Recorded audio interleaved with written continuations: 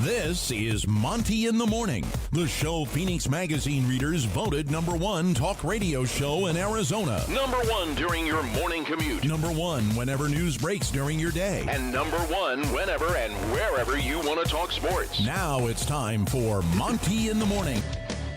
Hey, yo, man, how the heck are you? It is the Monty Show. Happy Wednesday. July 27th, 2022, and Donovan Mitchell is still a member of the Utah Jazz. I think the question that has to be asked now is Danny Ainge controlling the NBA trade market? Because it certainly feels that way with the way the Utah Jazz have hung on to Donovan Mitchell when they clearly could have made a deal. Is Danny Ainge controlling the NBA trade market? By the way, we still have not gotten any major moves after Rudy Gobert. Nope. The Utah Jazz. When's the last time you could say the Utah Jazz have made the most impactful trade of the offseason? I can't remember another time that we say that. We've got to talk Big 12, Pac-12. Can the Big 12 get $60 million per school per season for TV money without Oklahoma and Texas? I think they can. We'll talk about that. Does BYU have a powerful brand? And oh, by the way, Elon Musk is sharing his DNA with other people's wives. Allegedly. What? Allegedly. Elon is at it again. Is Elon Musk a pimp or just kind of a dick? I think he's, yeah. I'll reserve opinion on that. Are you an Elon Musk guy? No. Nope. You're not an Elon Musk guy. Not an Elon guy. Nope. I own a lot of stock, and I want to be an Elon guy, but I'm not. We'll talk about that. It's National Chicken Finger Day. Oh, my God. And I will not be held back from having chicken fingers today. Do not disrespect this most important holiday. Yeah. And it is an important holiday. It is. Not? I think it is. I in my opinion, but you know. All right, without further ado, let's start talking some NBA hoop. This hour of the show brought to you by Devry Davis at Academy Mortgage. Do not forget, we are giving away a trip to see BYU and Notre Dame October 7th and 8th in Las Vegas. 2 nights in a hotel, 2 tickets to the game, and a $250 gas card. All thanks to our friend Devry Davis and Academy Mortgage. NMLS number 278545. Devry Davis and Academy Mortgage present our BYU Notre Dame drive away. But we're talking Jazz basketball this morning. The Utah Jazz seem to be in control of the NBA trade market. Would you agree with that? And the reason that this continues to come up is because there is zero activity happening in NBA trades right now, and Donovan Mitchell is still not a member of the New York Knicks. And depending on where you come down on this, one of the questions I think you have to ask is, have the Utah Jazz ever been in this situation before where they absolutely, positively control the NBA trade market? And I think, yeah, they do.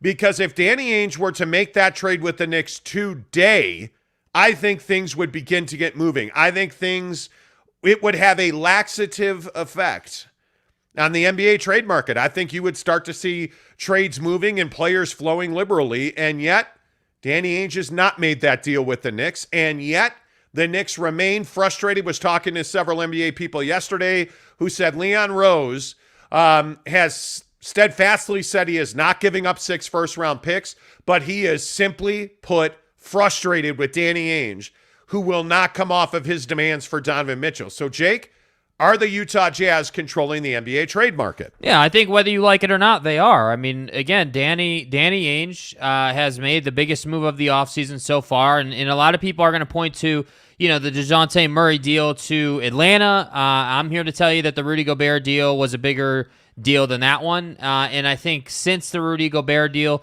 has gone down, we really just haven't had much traction since then in the NBA trade market, in the big picture, if you will. And I think that Danny Ainge, once again, is a wizard at this stuff. He's proving his worth seemingly on a daily basis. And I think if you are the Utah Jazz and you're sort of looking around the NBA landscape, I think you're pretty pleased with what you see in the options that you have. And that's why, for me, I'm starting to wonder, if Danny Ainge doesn't just love being in this position.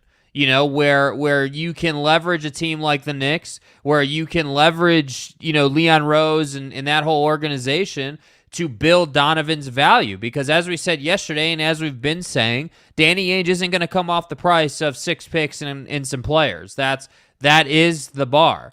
So with that being the bar, he doesn't have to be in a hurry. There's no arbitrary timeline. So with that being the case, why wouldn't you leverage the Knicks? Why wouldn't you put yourself in the most ideal position to get the price that you are looking for? And that's why I say the Utah Jazz have never been in a hurry to trade Donovan Mitchell. And we've been saying that for months and months. They're not out here calling every team in the league trying to trade Donovan Mitchell. But what I think they are doing is they are trying to establish a price for Donovan Mitchell.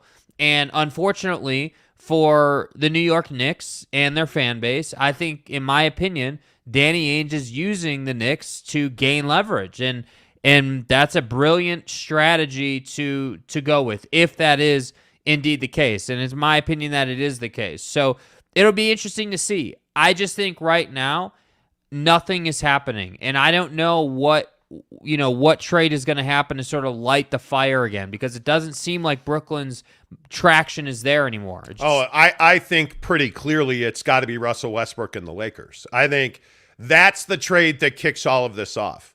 I think if and by the way, the Jazz are said to be involved in that. I think you need one trade to get everything going, because I think there's no doubt around the NBA today, and I don't know what you think about this, but I think there's no doubt that people are out of patience for Kevin Durant's situation. Like that deal, I don't think is a doable deal. I don't think there is a trade structure in place in the NBA that could see Kevin Durant get moved in a reasonable amount of time. Mm-hmm. I just think that the Brooklyn Nets are in a position where I don't feel like, and what's the right way to say this? I don't feel like the Brooklyn Nets are willing to take a write down on Kevin Durant. I think that they want an absolute haul. I think this is where Danny Ainge's trade with the Minnesota Timberwolves comes in. Mm-hmm. And I think this is why Leon Rose finds himself in a frustrating position this morning.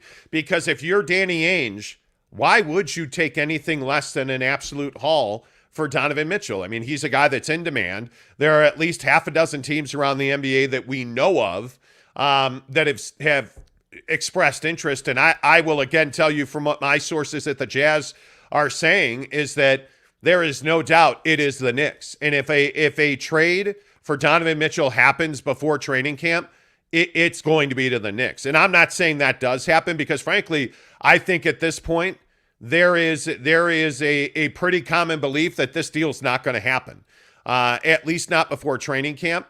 And I think that in all likelihood, Donovan Mitchell goes to camp with the Jazz, and I think Don will be just fine with that, because I think Donovan Mitchell understands that there's a lot of proving that he has to do here. And I think when you look around the NBA, if we're talking about deals that could get done or what deal's more likely to get done, I don't see Kevin Durant getting done anytime soon.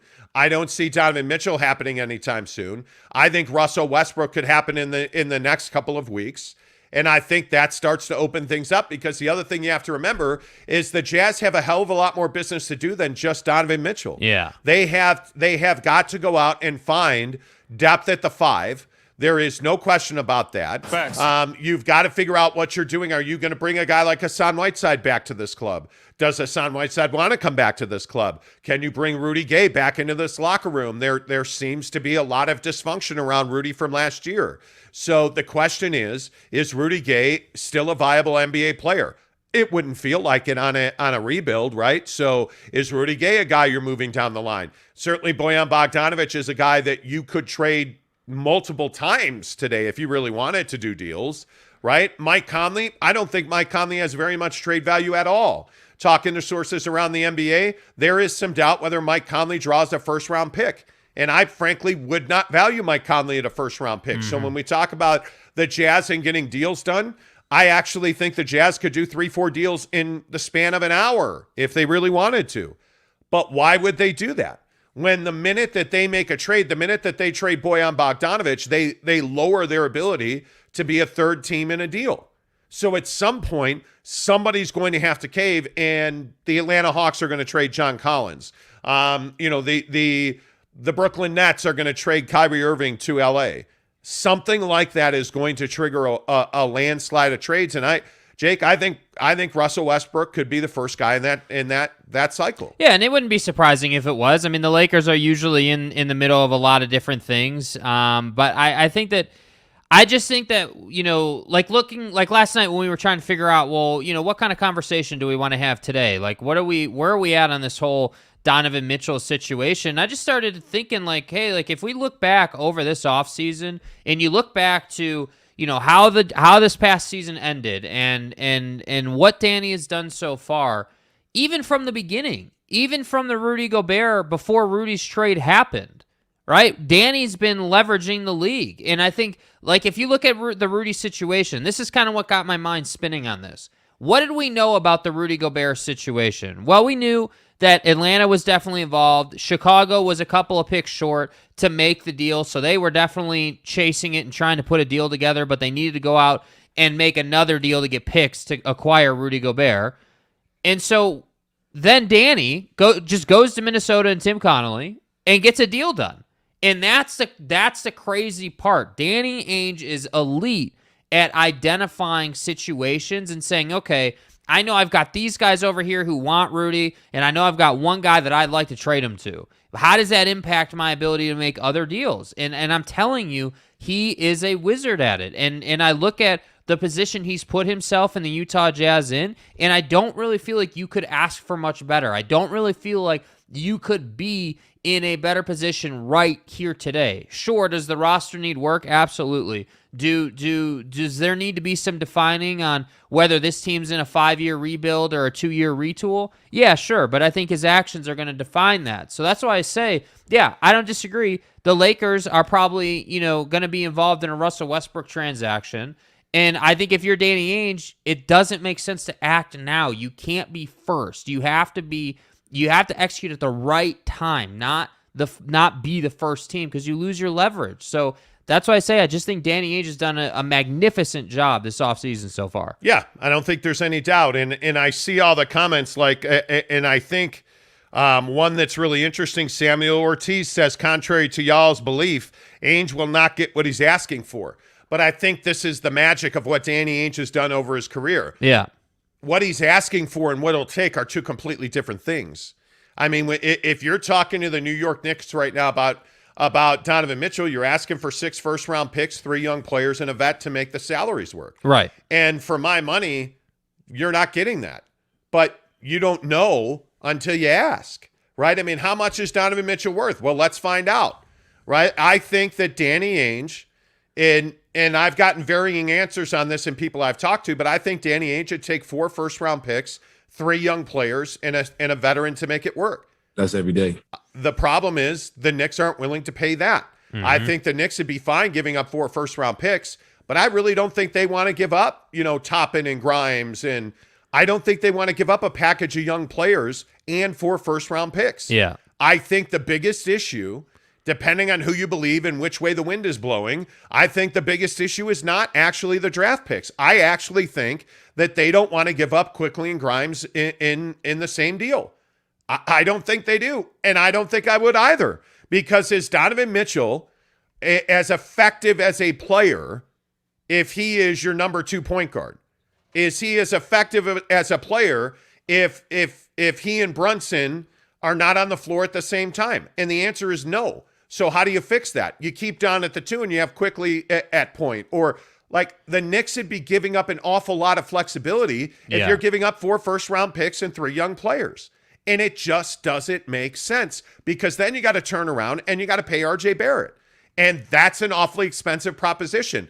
on top of what you're already paying Jalen Brunson, on top of what you're already going to be paying in a perceived trade to happen in Donovan Mitchell, it just doesn't make a lot of sense. So to your point of Danny's not going to get what he's asking for, it's not a matter of what he's asking for, in my opinion. I think it's much more a matter of what he's willing to take. But I think he's willing to take 4 picks and 3 players. And I agree with all of that. And that's kind of the point I've been getting at here this morning is that, okay, great. If it's not a problem, the Knicks aren't ready to step up to that price right now. Danny's cool with that. Danny is trying to say, hey, great, I'm going to ask for probably more than Donovan's worth because I don't want to trade him right this second. I want to be in the market. I want to be, influencing everybody. So that's why I say I just think it's brilliant what's happening here. Yeah. The other thing is, and I think this goes to Sam's point here, is that I also think you got to understand where Danny Ainge is operating from.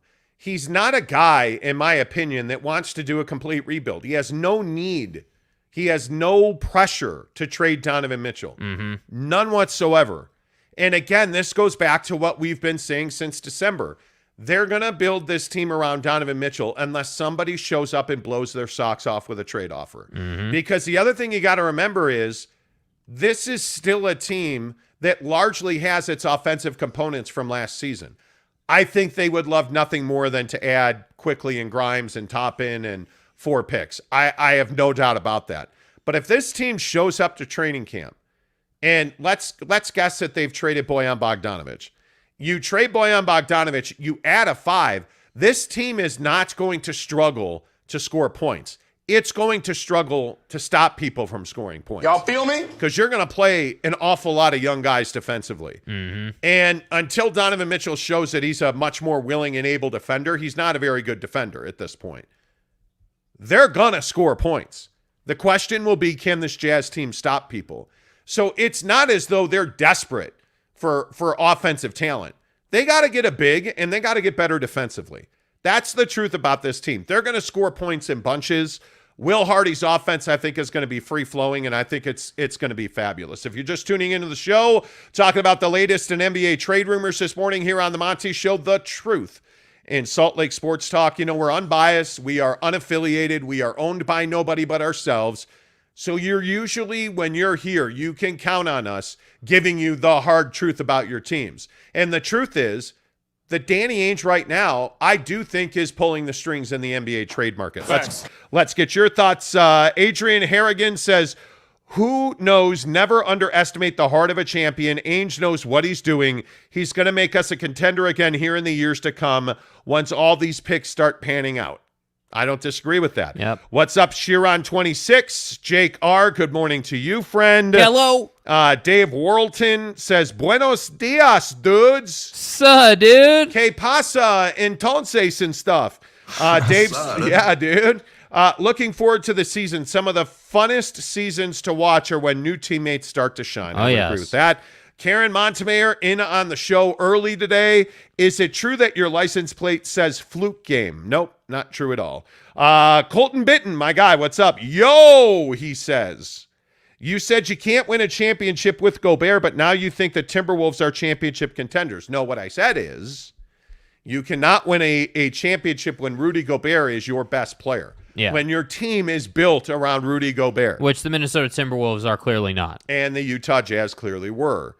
The reason that Rudy Gobert can be your finishing piece is because he absolutely makes you one of the best defensive teams in the NBA. He is a shot blocker and a paint protector, and he's very good at creating space for his teammates. So I have no doubt that Minnesota, if they can get through the West, and I'm not saying that's going to happen. Yeah. But they're championship material. There's no doubt. They got to stay healthy. Anthony Edwards looks like he is absolutely a tank. I mean, that guy just looks unbelievable. And I think you're seeing Karl Anthony Towns is in remarkable shape. Those guys are taking this very seriously. And when you are when you are empowered and you see an entire organization moving in one direction together, I think that's awfully difficult to overcome, in my opinion. Compass, my guy, good morning to you. He says, Minnesota in the East, good vibes. Good vibes. Right, good vibes, right. Minnesota is right, good vibes. plays in the East, according to Jake. Wow, look, Tanner Plummer decided to show up today. Well. Thanks for getting out of bed. Coming to the show today. My God. Hey, guys. Hi, Tanner. guys. Forrest G says, good morning. Kurt, what's up with you? George Mashika, Teddy Wayman. Jordan Clarkson destroys ankles. Joe Kerr says, I'm here for Mrs. Monty. Well, you got some time, sir. My sweet flowering rose will be down shortly. Kanai Johnson says, top of the morning. What's up? Howdy, y'all. Greg Hawkins, what's up with you, my guy? Jeremy Bolton, good morning, you freaking casuals. Do you even talk Utah Jazz basketball? No, and we don't watch it. Yeah, we don't talk it. We don't watch it. Like, it's funny you bring that up. You're a casual. Have you guys watched a single moment of Jazz basketball in the comments on YouTube the other day? Like, I thought that was amazing. We haven't had one of those in a minute. Dexter Hunsecker says, let's go. Good morning. Love this show. Thank you, my man. Appreciate that. Kanai Johnson says the Jazz shut down the league with the Gobert trade. Amazing that we set a high bar for the rest of the league. It's pretty amazing. It is. Absolutely. Ryan Scandura, what's up? Good to see you, buddy. Says Ainge gets too much credit for moving off of 3 washed up players in Boston. Well, but it'd be different, Scandura, if that's the only deal he had made. Yeah. Right. So the problem is they go and get Kevin Garnett.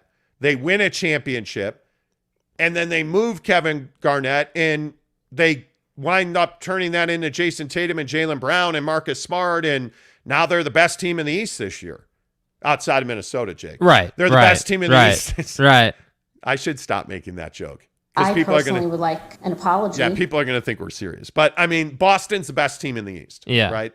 So I think Danny doesn't get enough credit for the job he did in Boston. I just think that, obviously the moves in Boston were controversial. A lot of people don't like them. A lot of people, do like them. My personal opinion is they were ballsy moves, if I'm being honest with you. Like, I think that those were not easy moves to make. Those were high leverage, high risk, high reward type moves, and they worked out. And that's why I'm saying, like, that's kind of where my belief stems from with this whole Utah Jazz, New York Knicks situation. Would anybody be surprised if Danny Ainge came out of this whole situation having won the trade, having the Jazz back in the playoffs in 2 seasons? Yeah, would anyone be surprised? Well, no, they wouldn't, because he's done it before. Exactly right. I think that's nail on the head. You're exactly right. I just think your track record speaks volumes about the work you're going to do. Yeah. And when you have the accomplishments of a Danny Ainge, I think it speaks volumes about what we can expect going forward. Mark Barrington gives us $10 Australian.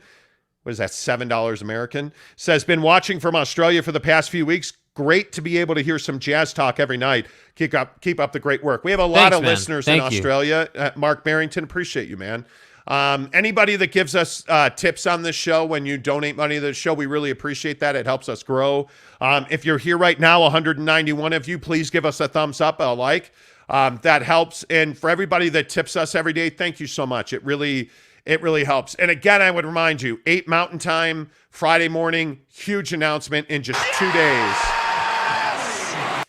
Game's changing, baby. Game is changing. A big day coming up on Friday. Caleb, good morning to you. Says, just say he got lucky, Jake. There ain't no luck involved. There ain't no luck about it. Cody Strickland, what's up, Cody? Good to see you, dude. Danny is the kind of guy who jacks up his house value and takes the market. Yeah, you know what I mean? Like, that's what he's doing here. Oh, Cody, you are an absolute I think that is stud. On point, bro. You're a stud. Brett Robbins, Anthony Edwards is rock hard. I'm just going to move on. Tanner Plummer says, sorry, I haven't been on the show lately. My wife and I recently moved to a new place, and we've been trying to unpack. It's been a pain in the neck, so I needed to sleep the last few days. Hey, get your pride. Moving is the worst. Moving is terrible. And by the Tanner, way, moving in the middle of the summer, while that is better than moving in the middle of the winter, it's still hot as hell out trying to move. Yeah, thanks for not calling us and asking us to help you move. I actually appreciate that. Hey, guys. Very much. Hope everything's good, Tanner. Hope the dishes didn't get broken. Big L 139 in Lennox says, sup, y'all. Sup? Giants to the Super Bowl, yo. Okay, listen. It's a bit early to do math. I mean, yeah, you've been on that real stuff lately, huh? Jeremy Bolton welcomes back Tanner Plummer. Taryn Powell says, New Zealand viewer here, hope we don't trade Don. You're going to trade Donovan Mitchell. I think at that some much point is happening. Yeah. Who gets traded first, Kevin Durant or Donovan Mitchell? I mean, I want to still say KD gets moved. You've kind of been on that train. I don't feel like it's palatable to bring him back. I can kind of understand Kyrie Irving bringing Kyrie back because you have leverage on him. I mean, what's he going to do? Where's he going to go? That's the problem with Kyrie's situation. Kyrie is a real asset at this point because, one, there's a team in LA that's really desperate, and two, he's on an expiring deal. Yeah. So, I mean, that's a lot for a team that pays hundreds of millions of dollars in luxury tax, it feels like. I mean, I think you have a pretty good idea that the Brooklyn Nets would like to trade Kyrie Irving, but they don't have to do that now. I think to get max value for Kevin Durant, that's a summertime deal. That's not a trade deadline deal. So I think you could pretty easily move Kyrie at the deadline. I think you got to trade Durant before training camp, or you're going to have to wait till next summer. Yeah, and the issue is you want way more than is probably reasonable for Kevin Durant. Well, and the one thing that I think a lot of people don't talk about with the Nets is, what if you bring Kyrie and KD back? And now let's get really crazy. What if you have the best record in the NBA at the trade deadline? Well, is that a good thing? When when Kyrie's on an expiring deal and Kevin's demanded a trade, and now you have the best record in the NBA, because don't forget the Brooklyn Nets are very capable of that. This is what I think is fascinating. They are very capable of that. We're going on 5 weeks since Kevin Durant requested a trade. Yes. 5 weeks, dude. Not like 3 days. 5 weeks. And to me, at some point, one of two things has happened here. Kevin has come off of that and said, okay, yeah, I am willing to come back for one more season and, to allow you guys to get a better deal from me or whatever. Like, Kevin's kind of, acquiesced, if you will, and said he'd come back. Or Kevin's not going to play until he's traded. It's one of two things. And frankly, if I was the Nets and that fan base, I would be a little nervous that I haven't really heard anything on this. Like, nothing. Well, I just think if you take this group back to training camp, I think they're going to be one of the best teams in the East. Yeah. And then you're screwed on Kyrie, because you're not going to trade him. If you have the best record at the trade deadline, or if you're top 2 in the East and you trade Kyrie Irving, what message how does that work? Bet you weren't expecting this one. Well, and then if you don't trade Kyrie at that point, he walks away in the summer, because you know what? Kyrie Irving is going to, every win that they make, Kyrie Irving raises his middle finger a little more. Yeah. And then fully rotates it towards the Nets. If you felt these balls. Right. I mean, I just think that's the reality of it. And that's why I think the Nets have to trade Kyrie Irving before the season starts. Yeah. Because if heaven to Betsy, you don't trade him and you bring that group back and they're one of the best teams in the East, you're going to lose Kyrie Irving for nothing in return. I think they still make these moves. I think that the Brooklyn situation is highly volatile, and I don't think that you can just bring these guys back and hope for the best and think that that's going to be okay. And that's why I say, I'm telling you, whether it's your point about, Westbrook in LA and that sort of being the first domino that knocks over 10 dominoes in the trade market, or if it's like a Miami Heat situation, I don't know. I honestly don't know what the first trade's going to be, but I do feel like the way this is going to go down is we're probably going to get quiet. We're going to stay quiet for the next probably week and a half to 2 weeks. And then I think as training camp gets close, then we're going to start to get a flurry of moves. The pressure of camp being here and your roster having to be built out is going to force people to acquiesce and come off their asking price and make deals. And that's unfortunately just how it works this year. Well, listen, Brett Robbins has solved all of our problems. Okay. Okay. Brett, I'm so thankful that you're here, because he says Mitchell for Caruso and a duffel of headbands. Maybe not. Maybe fuck yourself. That deal gets done immediately. I think so. That's like an auto, yes. I just, you know what? I think I just got to put my headphones down. And Man. Brett, you're asking for trouble, Brett. You are. Because now that's going to trigger Jeremy Bolton. Okay, Nerd says Danny only trades Don if it helps the Jazz become a great team. Totally agree with that. 100%. Ryan Scandura says, I don't think KD plays for the Nets even if he hasn't been traded before the season starts. Oh, come on. Are you serious? But the thing I is, don't see Kevin Durant as a holdout player. I think Kevin cares too much about his legacy. And Kevin I don't doesn't see that. have 10 years left, man. No. Kevin's got 5 years maybe.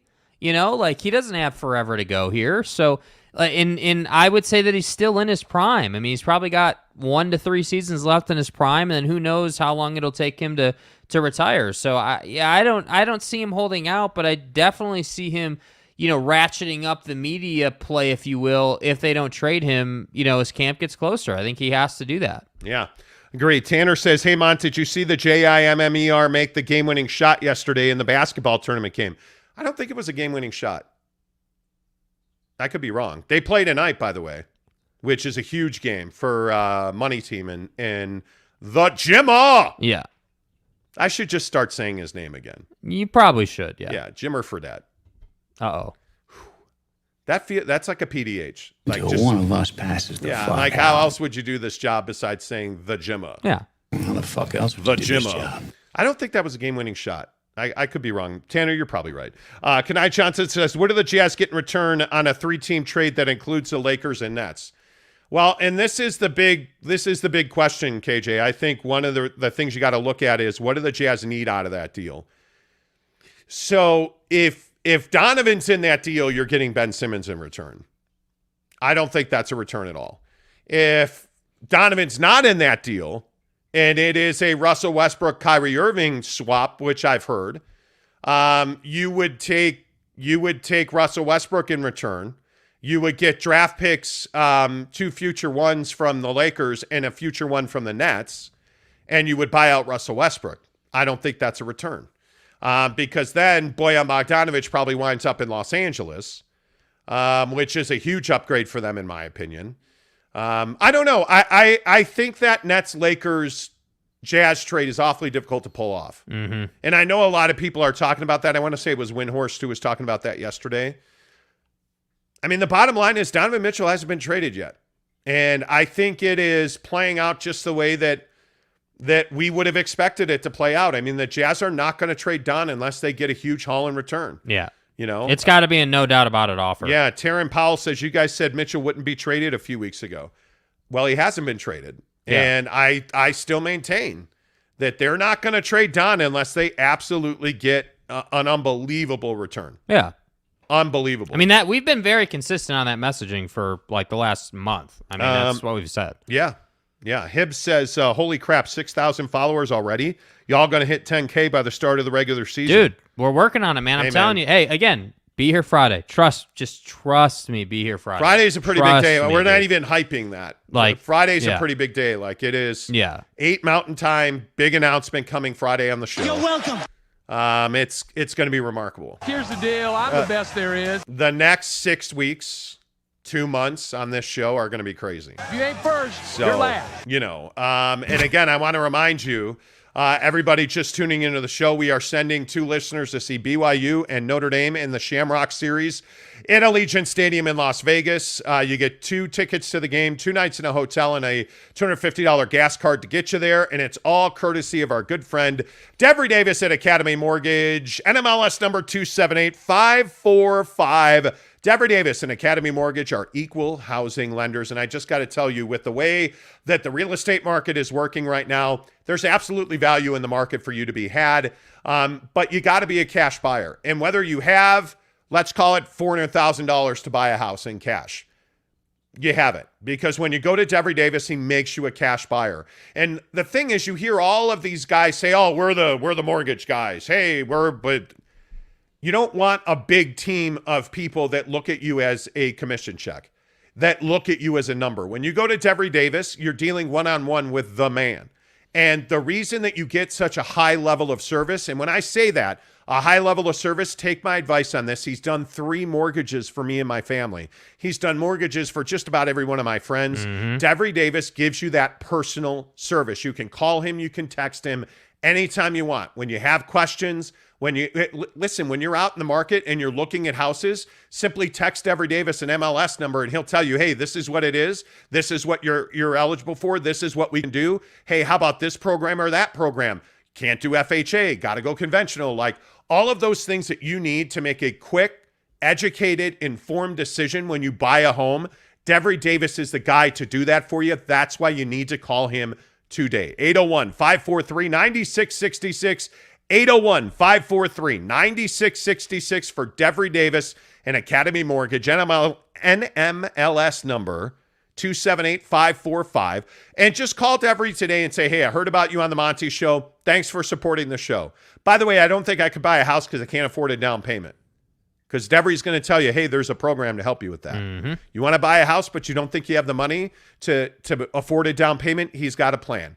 Call Devery Davis, Academy Mortgage, today. 801-543-9666. NMLS number 278545.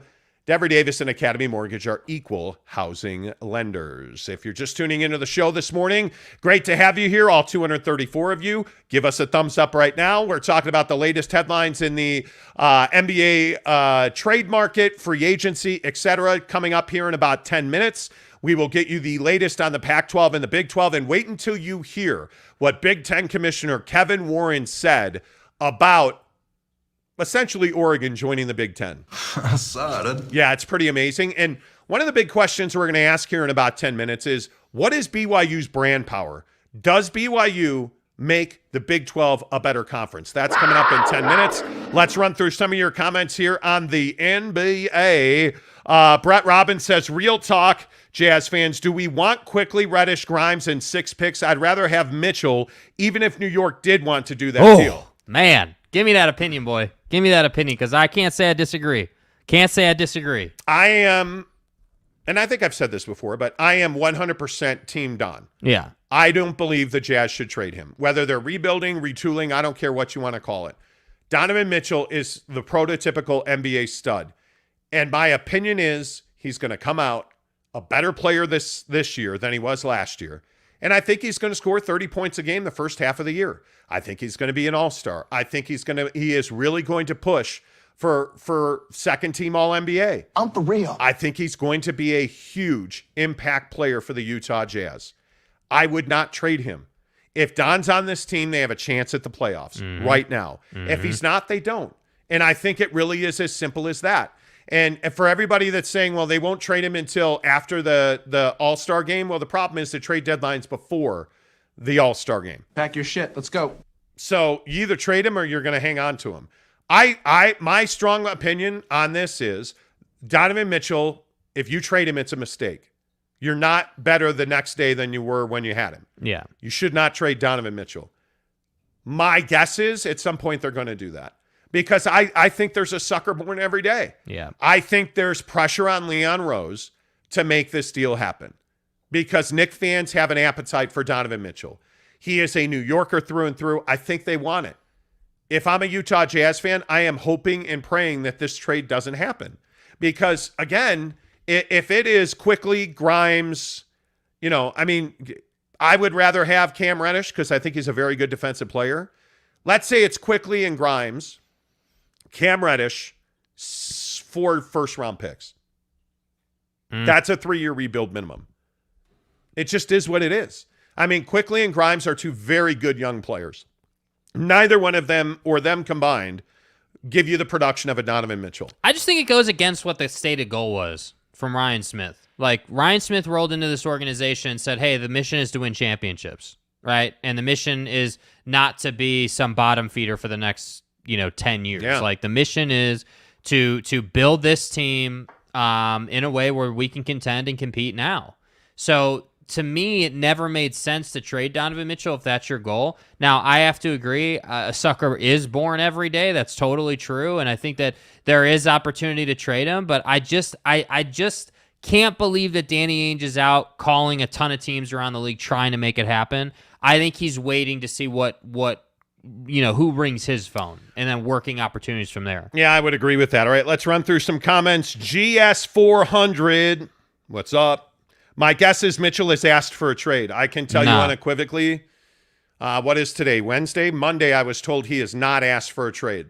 Donovan Mitchell, I'm telling you, Donovan Mitchell is not trying to make this happen.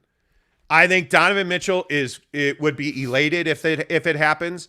But I'm telling you now, Donovan Mitchell at no time, from what sources directly involved in the situation that Jazz have told me, Donovan Mitchell at no time has asked for a trade. No. And I just can't say it any more plainly than that Donovan Mitchell's not a guy that spends his day trying to figure out where he's going to play basketball. Because I think Donovan Mitchell realizes if he handles his own business, everything else works itself out. True. Donovan has not asked to be traded. Donovan Mitchell is not trying to force a move here or, really implement his will to get out of Salt Lake. I think Donovan Mitchell would be thrilled to win a championship wearing any uniform. And I think he realizes that if he's here, there's a pretty good chance that the Jazz are one of the most competitive teams in the West. Note, I didn't say one of the best teams in the West. I said one of the most competitive.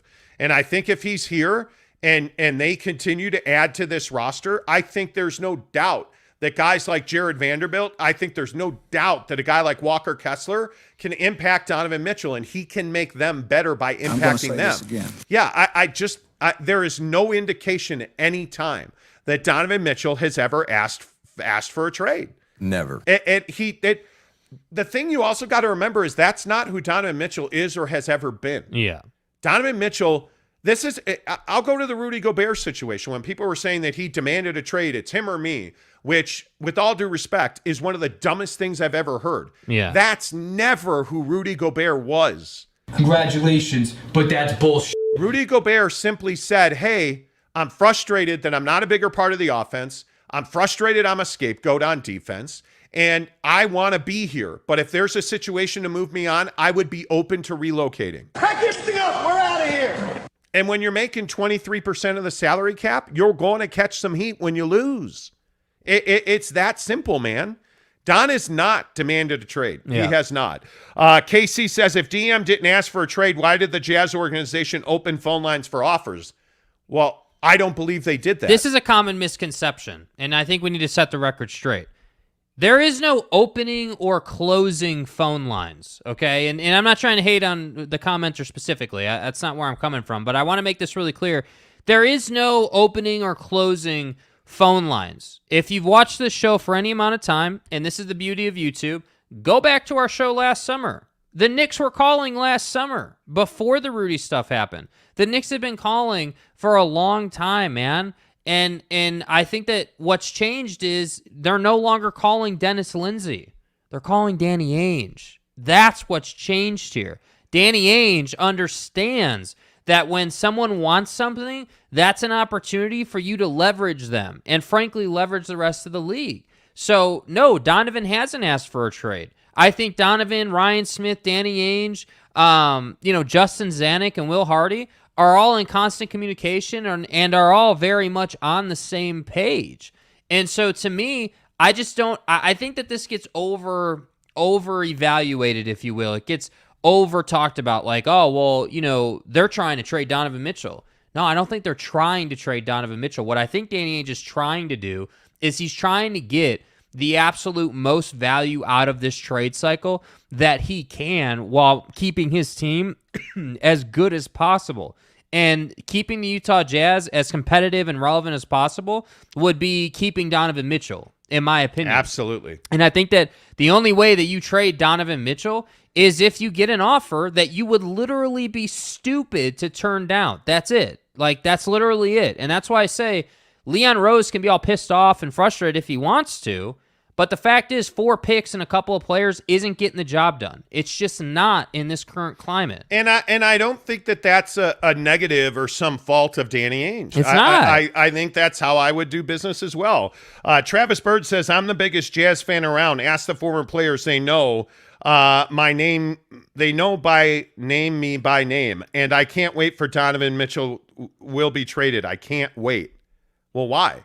What is it that you don't like? Yeah. John Stredbeck, is this the craziest offseason y'all ever seen in Jazz history? Absolutely. I think in league history, honestly. Like when's the last time we saw an offseason where nothing has really happened outside of 2 trades and DeJounte Murray and Rudy Gobert, because that's it. Like, we haven't seen anything. Yeah, totally agree. Jeremy Bolton, I think the only players in the NBA history where the team was never open, listen to any deals are MJ, Kobe, and Caruso. Other than those 3, you have to listen to other teams. It's your job. Yeah, and I think on Danny Ainge, a source told me straight up he'd be irresponsible. He'd be derelict in his duty. Yeah. If you don't take a call from the Knicks where they're having conversations, or the starting point of a conversation is 6 first-round picks. Like, you have to take that phone call. Yeah. It has been explained to me that Danny Ainge has never picked up the phone and called a team and said, hey, I want to trade Donovan Mitchell.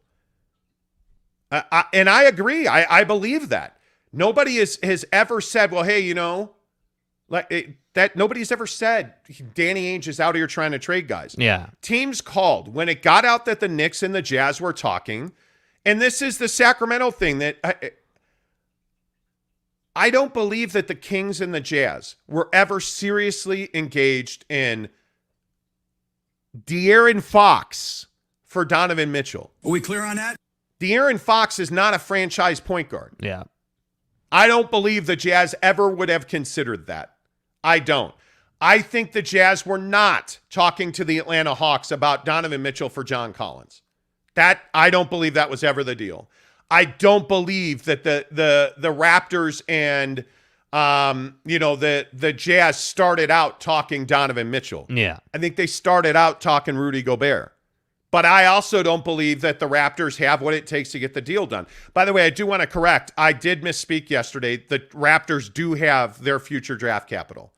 But I don't think they have a quickly top-in Grimes trio to package in a trade, because they're not trading Scotty Barnes. Mm-hmm. So I don't know, man. Jeremy, I think you're exactly right. But do you see what's happening? And I'm just going to keep emphasizing this. So Danny gets one call from the Knicks at the right time, and it somehow, some way, huge air quotes, leaks out to the media that the Knicks and Jazz are talking. And now you've got like 8 teams calling Danny Ainge. That's precisely what Danny Ainge wants, man. Like, it's a perfect scenario. Yeah. NY Jazz fan says it's hilarious to see Andy Larson actually watching your show. He writes things trying to clap back, childish and hurt. He isn't the go-to Jazz source. I don't dislike Andy. Andy and I disagree pretty regularly on things, and I don't have a bone to pick with Andy Larson. I don't know. Andy and I have never met. This Andy Larson thing, the only thing I have ever disagreed with Andy on is the way that he's gone about reporting things about Donovan Mitchell. And he has been called out repeatedly by Don. I don't know Andy. I have no idea if he's in his mom's basement. Somehow, when you're the beat writer for the Utah Jazz, I'm guessing he can afford a mortgage. I mean, that's a guess. He should call Devery Davis. He probably should call Devery Davis. Yeah, he should call Devery Academy Davis. Mortgage, yeah, but obviously. I mean, come on.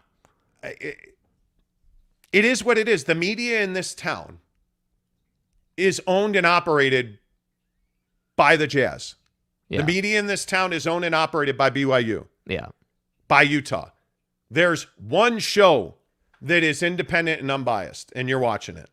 That's it. I mean, I don't have a bone to pick with Andy. It's something that, frankly, if I can go back, I probably would never have brought him up on this show, because we hear about it on a regular basis. I'm sure that Andy Larson's doing the best job that he can do. Yeah. I have no doubt about that. Brett Robbins says, dollar store James Knight. Okay. Gabe Ledley says, doesn't matter if Raptors have their future draft capital as long as the Timberwolves are standing in the way in the East. Well, there's that. Yeah. Gabe, I think that's exactly that's right. the best point you could have made. You know what I mean? By the way, cool thing for Gabe Ledley last night. Yeah, really Gabe cool, Ledley actually. is a Phoenix, Arizona guy. And Gabe's son is kind of a, he's frankly built after his dad, so he's an athletic prodigy. Ledley's son got to do the hot dog race at Chase Field last night. So amazing, dude. And Gabe's, and I think Gabe doesn't mind me saying this, Gabe's got a kid that's a passionate baseball fan and a wonderful flag football player, by the way. But Gabe's son is a baseball player, and all the kids got to go to the game last night. And Gabe and his friends, Gabe's son and his friends, got to do the hot dog race on the Jumbotron. You ain't first, you're last. Can you imagine that? My greatest memory as a kid was Leon Durham, the Chicago Cubs, when they actually used to let you on the field to hang out with the players for Kodak Photo Day. Right. I'll never forget it. The one of the greatest moments of my life was Leon Durham, who was my favorite player. Good old Leon Durham, the Bull. Yeah, Leon. Put his arm around me to take a picture with me on Kodak Photo Day. That was amazing. The moments like being in the hot dog race at Chase Field, they'll never forget those moments. Yeah. Never. And it's just so cool, Gabe, that Little Lope got to do that. I just think that's amazing. That is amazing. GS400, Danny Ainge built the current Celtics teams. The Jazz are in good hands. I would agree with that. Agreed. Absolutely.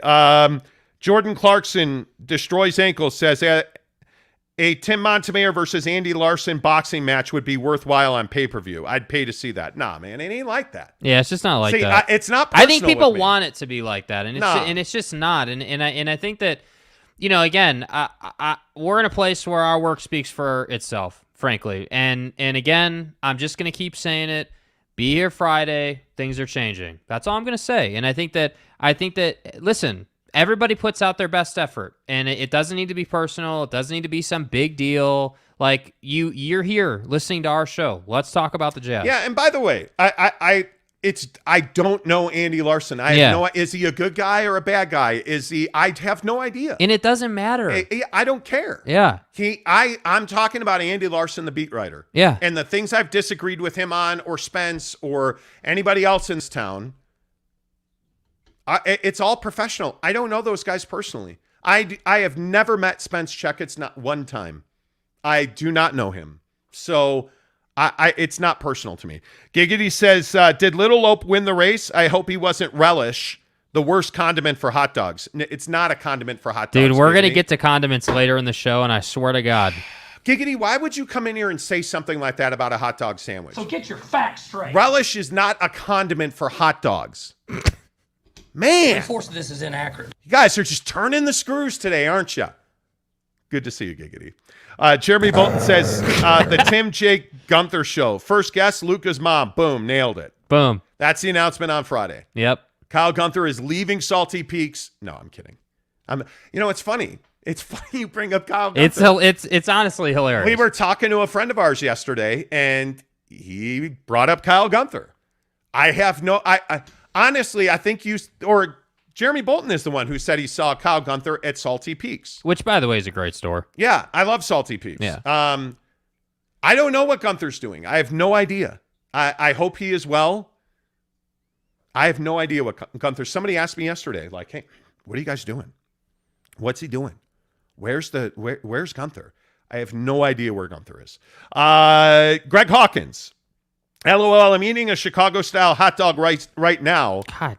Relish rules. Dude, okay. It's 7:22 Mountain Time.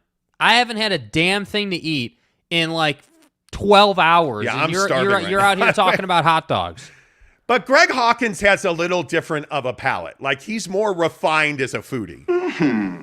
This is a tasty burger. He's a little more refined. Thank you for the tip, Greg. Appreciate it. James Knight. Andy's a good guy. I caught up with him when he was down here for Australia versus USA exhibition game. I'm sure he is. So that's what I mean. Like, it's just not like, I think in this, I feel like happens in the media all the time, not just here, but like just generally speaking, big picture things. I feel like in the media, a lot of people want to make it all personal and everything, and and people like listeners or consumers of content think that just because we disagree with something that Spence said or Andy said or like whoever, that it's personal. It's really not. Like, we on the show just weren't a big fan of some of the way things went down. So we talked about it. That's what we do because we don't have a boss. We're not employees. It's our show. We can talk about what we want. So like we don't know these people like that. Gabe Ledley says Little Lope was the only appropriate condiment for a hot dog sandwich. Mustard. No, Yes.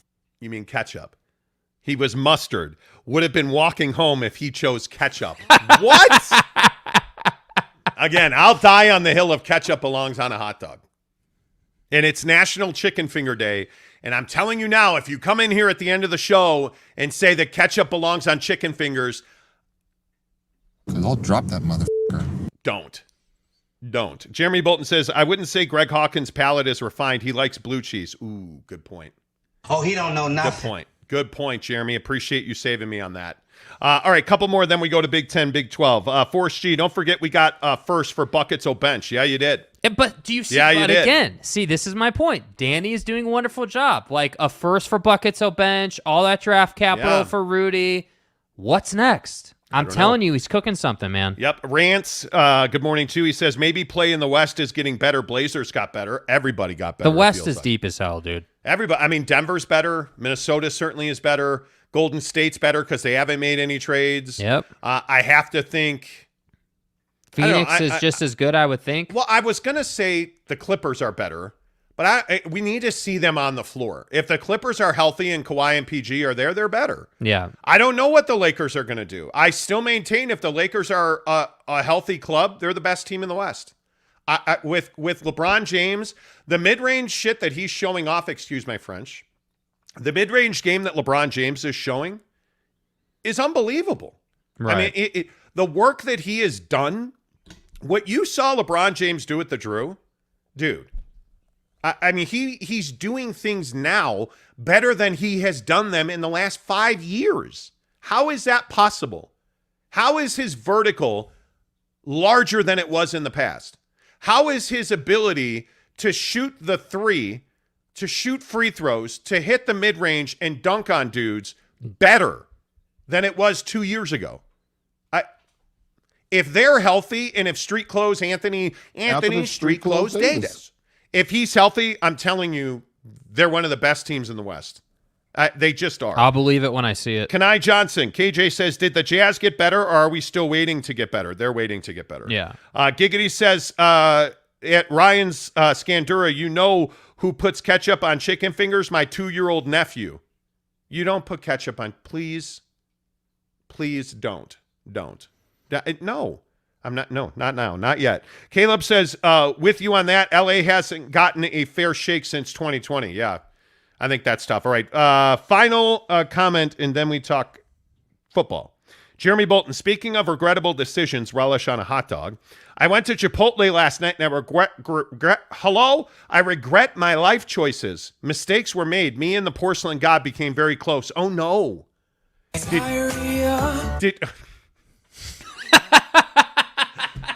That drop always stifles me. Every single time you play it, that drop stifles me. Oh, Jeremy, did you get? Oh, you're gonna have to tell that story now.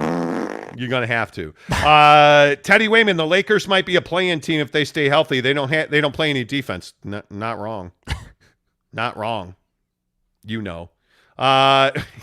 Jordan Clarkson again says Jeremy Bolton, try Italian Village. Nah, bro, I'm fine. Sherwin says the Warriors will be a lot better next season. I don't disagree with you on that. Well, if that's the case, then just give him the chip now because, you know. I don't disagree with you on that. All right, let's switch gears. Don't forget to give us a thumbs up, please, if you're here right now. Let's talk some Big 10, Big 12, Pac-12 destruction. Yeah. Is Oregon headed to the Big 10? I want to play this sound from Big 10 Media Day yesterday because I think it is really meaningful what Kevin Warren, the commissioner of the Big 10, said. He's not going to name Oregon by name. But in my opinion, it is very clear that the Big 10 is far from done when it comes to expansion. It may include future expansion, but it will be done for the right reasons, at the right time, with our student athletes, academic and athletic empowerment at the center of any and all decisions that we will make regarding any further expansions. We will not expand just to expand. It will be strategic. It will add additional value to our conference. He's talking about Oregon. Yeah. I mean, I don't know who else would he be talking about? Yeah, first of all, amazing job of coach speaking and talking around it while still talking about it. Incredible job, number one. I don't see how they don't add Oregon and Washington tomorrow. Yeah. Like, I mean, that is the most obvious move. You just went and added a Los Angeles footprint. Yeah. If you add the Pac Northwest, you're done. Like, that is, you're the number one conference in college football revenue-wise. And I think I could make a pretty good argument that helps every team in that conference recruit. And as flawed as I think college football is right now, that would be a huge testicular look at my nuts on your face. We're winning championships. Here's my thing, though. That's probably too much. I don't disagree that it helps them revenue-wise. It makes them a better conference. I mean, there's pretty much no downside to it. I don't think we can definitively say any of this expansion stuff makes the Big 12 or the Big 10 the best conference out there until they prove that they can consistently beat the SEC. That's the one thing that I think will remain to be seen. Like, I think, again, from a business perspective, from a money-making perspective, it's great.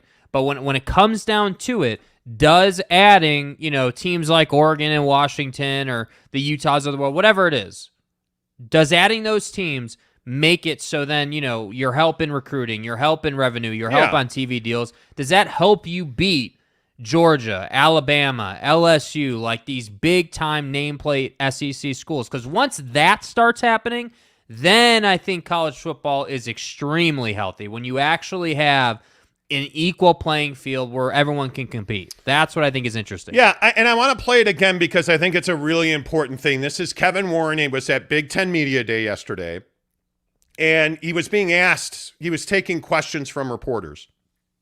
And he was asked if the Big Ten is done expanding. The commissioner of the Big Ten, Kevin Warren. It may include future expansion, but it will be done for the right reasons, at the right time, with our student athletes, academic and athletic empowerment at the center of any and all decisions that we will make regarding any.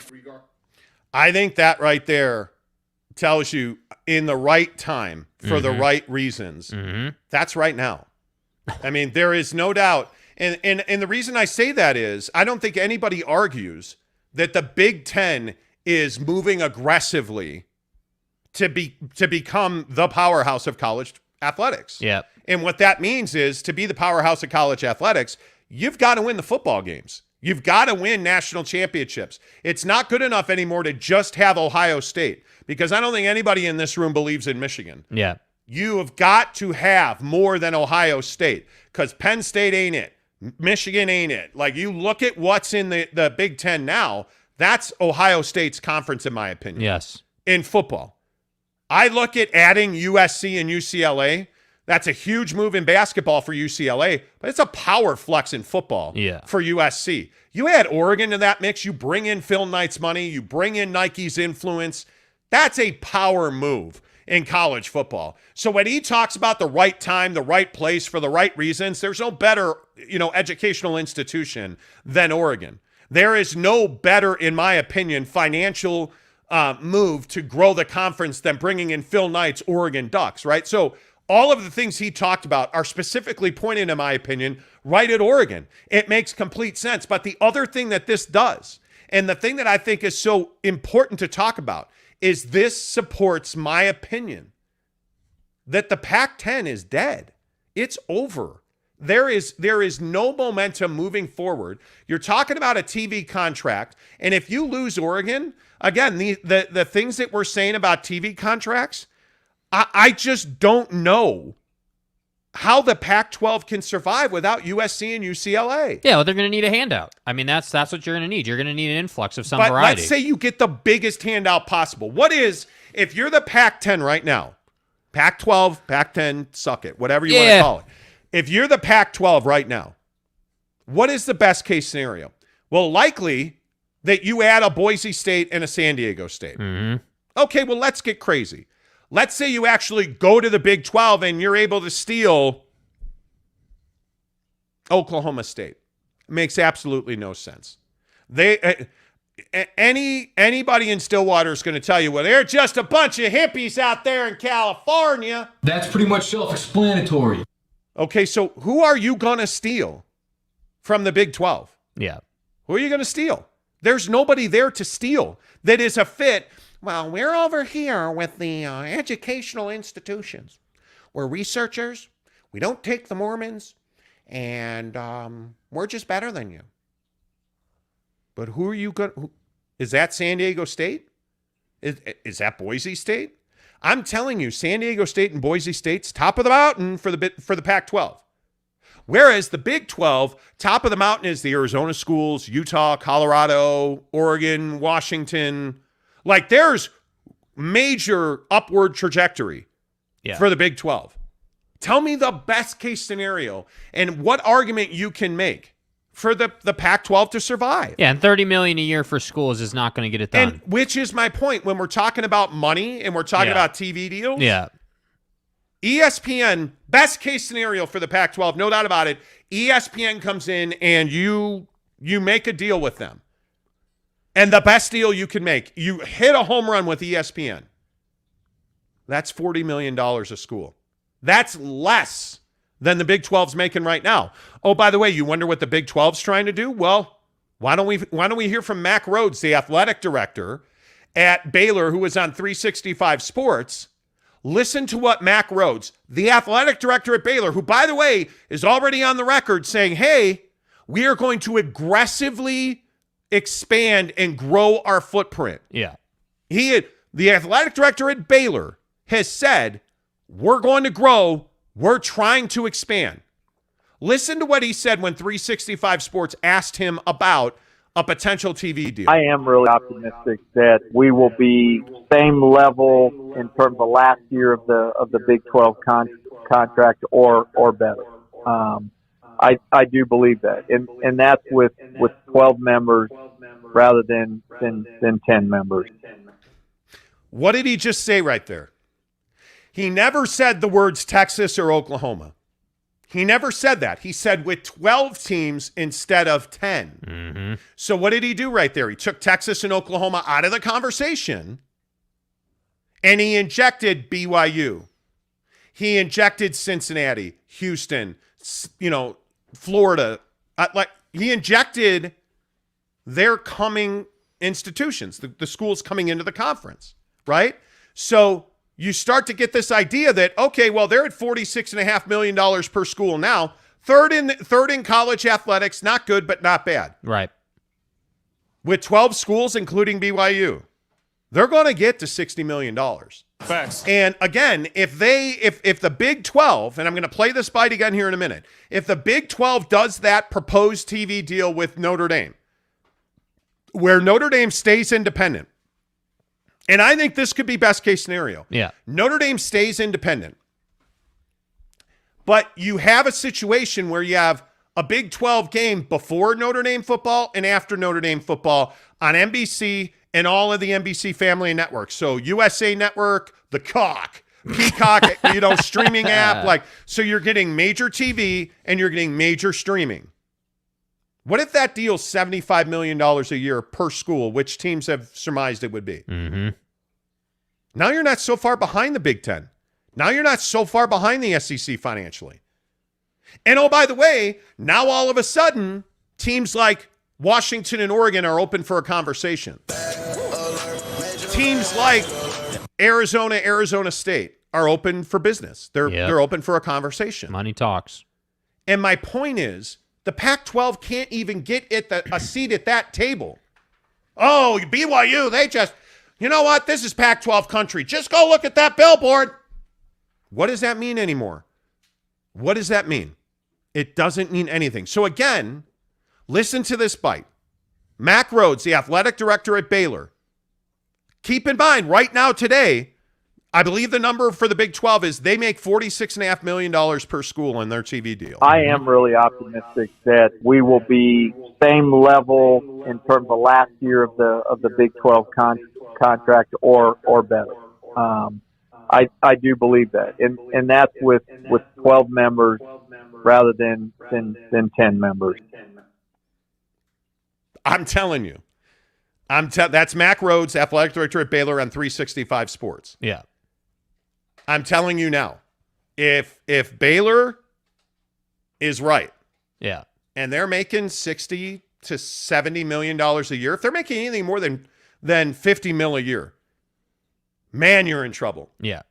Man, you are in trouble. Yeah, I just don't think there's an angle. I agree with you. I don't think there's an angle for the Pac-12. I don't think that there's an angle for that conference to compete. That's the problem. It would be It's two different things. So like it would be one thing to say, okay, well, you've lost, SC and UCLA. Okay, yep, that was a big hit to the conference, but we have a way to replace that revenue. We have a path potentially to put some money together to be 50, 60 a school, 50, 60 million a year for schools. If they had a path of that nature, then okay, yeah, maybe they can survive. But because you don't have a path, because there are no obvious replacements, because you can't get schools from the Pac-12 or schools from the Big 12 to come to the Pac-12, where else are you going to go? And that's why I say the only option in my eyes is a merger, like of major variety, like the Big 12 and the Pac-12 just coming together. That to me is your only path here. Or obviously just dissolving the conference altogether, having the bottom feeders go to the Mountain West and having these nameplates like I've been talking about going to the Big 12 or the Big 10. Yeah, and I think one of the other conversations you've got to have here is how much leverage does BYU have in favor of the Big 12? Because it's interesting that a lot of Pac-12 supporters and a lot of Utah supporters specifically are talking about, like Utah Pig Bus is a guy I love following on Twitter. Mm-hmm. I think he's one of the best Utah boosters in the business. And he's talking about last night how BYU doesn't have a brand and how the Big 12 doesn't have a school with a brand. And I'm just saying to myself, like, bro, what are you looking at? Like, and if we're being, in all honesty, just be truthful about it. Right? Like we sit here every day and we tell you we're the truth in Salt Lake City sports talk. Well, let's do that. How powerful is BYU? What does BYU mean to the Big 12? Well, they've won a national championship, right? I mean, has Oregon won a national championship? No, they haven't. Has Oregon put Hall of Famers and all pros into the NFL on a regular basis? Is Oregon a QB university? It's not. They haven't. When I look at BYU, you want to talk about brand? Let's talk about brand. BYU's got a bigger brand than just about anybody left in the Pac-12. Outside of USC football. Point to me the football brand in the Pac-12 that is bigger than BYU's brand. Because I got news for you. And you're going to hate it if you're a Utah fan. You're not that guy. BYU's got a bigger brand than Utah. Mm-hmm. And I'm not talking about fan base around the world and missionaries in Guatemala. I'm talking about football. I'm talking about let's see what you've done. Because BYU has a national championship. Everybody says, well, Utah puts guys in the NFL. Got news for you. How many Super Bowl rings recently has BYU won? Because I think it's a pile. And if I look at guys like Kyle Van Noy and Danny Sorensen, who had no business being in the NFL draft. Well, Danny Sorensen's put together a pretty nice career with the Chiefs. Facts. And Kyle Van Noy has won multiple rings. And if you go through the history of time, BYU's actually built a pretty nice brand. And I haven't even mentioned that they went through a decade of independence and they didn't have a seat at the table. They're just that little guy down south there. All the Mormons and their white salamanders. Well, that's all good and well. They went through a decade of independence, and they essentially came out the other end a shining diamond of how to succeed in college football. They've made millions. They bring tremendous value in that every time you put their game on TV. By the way, did I mention that all of their games are on ABC or ESPN? Does that have value? There's that little thing, and that's 1 million people. We just talked about how late night TV in the Pac-12 is amazing because it brings 1 million people to the TV. Well, so does BYU, week in and week out. And you can hate it, and you can tell me I'm a BYU homer. I'm not a BYU fan. I'm not from Utah, but we tell the truth on this show. And the truth is that BYU has a much larger brand than Utah. And I think they're just as big and they have more leverage here now today than just about any other school. And the only one you can argue is Oregon. And I think BYU, their track record of success, a national championship, Heisman Trophy winners. Like, you can go up and down the list with Hall of Famers like Steve Young, Super Bowl champions like Kyle Van Noy. You have arguably the best linebacker in football. They put guys in the NFL. And BYU's got tremendous leverage. And I think part of the power of the Big 12 is that BYU is now a member. Yeah. So we can sit here and we can go round and round about brand power and, the Pac-12, and you could keep looking down your nose, but you're not going to see BYU there anymore because BYU's up here and you're down there now. You need BYU. And that's the amazing part of this. We talk about seat at the table. I don't know how to break this to you, but there's not a team not named Oregon, and that includes Washington, by the way. There's not a team that isn't named Oregon that's got a seat at the table at the moment. Because Stanford and Washington State and Oregon State and the Arizona schools don't have a home.